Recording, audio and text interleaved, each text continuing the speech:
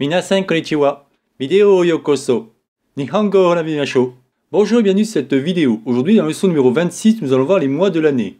Nous avons vu dans les leçons 9 et 20 les chiffres et les nombres. Il est donc primordial de connaître ces deux leçons avant de passer à celle-ci. Et oui, car vous devez savoir compter jusqu'à 12. Attention, je ne parle pas des comptes de 10 à 9, mais plutôt Ichi, Ni, San, Yon, Go, Roku, Nana, Hachi, Kyu, Ju, Juichi, Juni, qui nous fait bien de 1 à 12. Un peu de technique. Comme vous le savez, la Lune effectue une rotation complète autour de la Terre en 29,5 jours. On appelle cela une période synodique. Le cycle des phases lunaires est créé par la lumière du Soleil qui est réfléchie à sa surface en fonction de l'angle entre la Terre, la Lune et le Soleil. Mais maintenant que vous avez compris que la Lune fait un cycle par mois, vous allez mieux comprendre que les Japonais ont donné des noms à chaque cycle de Lune.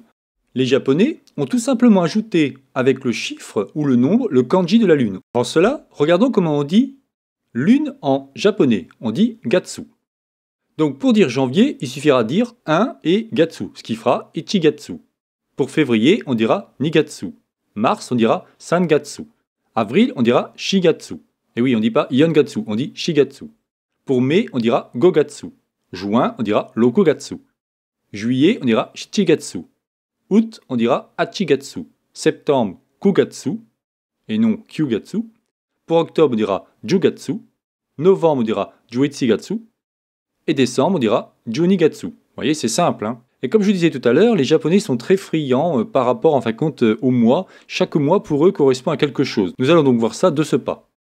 Comme je disais, les Japonais ont fait en sorte de donner, on va dire, un nom différent pour chaque mois, afin que celui-ci représente une période ou quelque chose comme un événement.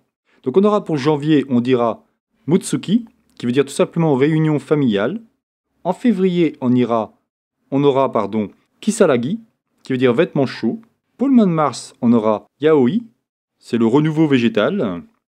En avril, on aura Uzuki, floraison des Dotsi. Pour le mois de mai, on dira Satsuki, semis du riz.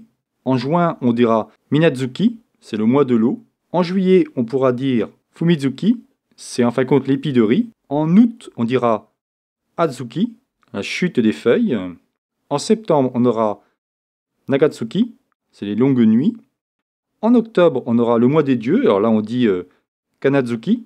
Pour novembre, on dira Shimotsuki, c'est donc le mois du givre. Et pour décembre, on dira Shiwasu, c'est le mois où même les dieux sont débordés. Voilà, donc c'est terminé pour cette vidéo. C'est donc la chaîne Japonais pour tous, réalisée par Jean-Michel.